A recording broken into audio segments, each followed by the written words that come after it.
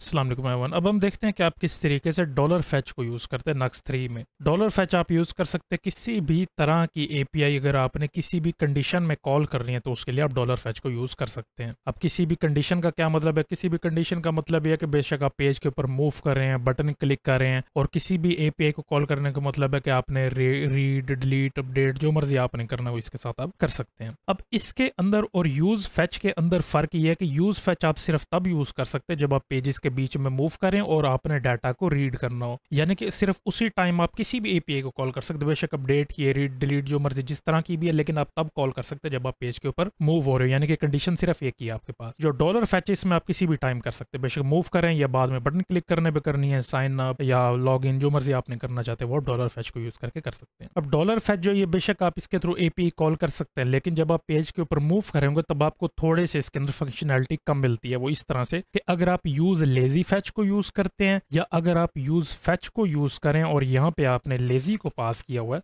Lazy true आपने पास किया, तो ये क्या करता है कि ये ना आपको, अगर आपने लेजी लिखा हुआ है ट्रू, ये यहाँ पे यूज लेजी फैच को आप यूज करें तो होता ही है कि जब आप पेज के ऊपर मूव कर जाते हैं ना, बाद में ये आपको फैच करके देता है, यानी कि आप पेज पे इंस्टेंटली मूव कर जाएंगे और बाद में आप कोई लोडर दिखा सकते हैं, क्योंकि हमारे पास यहाँ पे पेंडिंग स्टेट अवेलेबल होती है। इसको यूज करके आप कोई लोडर दिखा सकते हैं, जब आपका डाटा लोड हो जाए फिर डाटा आप सामने शो कर सकते हैं। डॉलर फैच में डिफरेंस ये है कि डॉलर फैच में जब तक डाटा पूरा फैच नहीं होके आता आपका उस पेज के ऊपर मूव नहीं कर सकते आप, और ना ही आपको इस तरह का कोई लोडर अवेलेबल होता है जैसे यहाँ पे हमारे पास पेंडिंग था, और फिर आपका डाटा फैच हो, उसके लिए आप यूज लेजी फैच को यूज कर सकते हैं। अगर आप चाहते हैं कि जब फैच हो जाए फिर मूव करे तो उसके लिए आप डॉलर फैच यूज करेंगे। अब जो आखिरी टेक्निकल चीज इन दोनों में डिफरेंस की है वो ये है कि जो आपका यूज लेजी फैच आप यूज करेंगे तो ये करेगा ये कि ये आपके बैकएंड पे डाटा को फैच करेगा, यानी कि सर्वर साइड पे, और फिर ये आगे क्लाइंट साइड को पास कर देता है डाटा। ठीक है, यानी कि डाटा आपका एक दफा फैच हुआ सर्वर साइड पे और फिर पास हो गया आपके फ्रंट क्लाइंट साइड पे। तो लेकिन जो आपका डॉलर फैच है वो ये करता है कि ये दो दफा इसको फैच करेगा, यानी कि एक दफा आपका सर्वर साइड पे भी फैच करेगा, एक आपका क्लाइंट साइड पे भी फैच करेगा। उसको करने का तरीका ये है कि यहाँ पे अगर आप आके console.log करें ना, इसको console.log, और ये वाला मैं डाटा दिखाना चाहता हूँ, तो होगा ये कि यहाँ पर ना अगर आप कंसोल ओपन करें ना जहाँ पे आपने npm run dev किया हुआ होगा, इस जगह पे ये ऑटोमेटिकली आपको सारा डाटा यहाँ पर भी फैच करके दिखेगा। ये आपका समझ लीजिए सर्वर का कोड है, और जो यहाँ पर आपको कंसोल दिखेगा ये वाला आपका क्लाइंट साइड का कंसोल है। तो यहाँ पे अगर मैं इसको कलेक्शन को फैच करता हूँ, ये देखिए यहाँ पे ये शो हो चुका है। ठीक है, ये देखें, इसको मैंने रिफ्रेश किया तो इसने यहाँ पर भी शो करा दिया। अब क्योंकि आप यहाँ पर डॉलर फैच यूज करें और इस पेज के ऊपर तब तक नहीं आएगा जब तक आपका डाटा फैच नहीं हो जाता, तो आप ये कर सकते हैं कि अगर आपने यहाँ पे बेशक app.view वाली फाइल क्रिएट की हुई है, आपने लेआउट्स को क्रिएट किया हुआ, तो आप ना यहाँ पे आके ना ये नक्स लोडिंग इंडिकेटर ऐड कर दें। इससे होगा ये कि जब भी आप पेज पे मूव करने लगेगा ना, यहाँ पे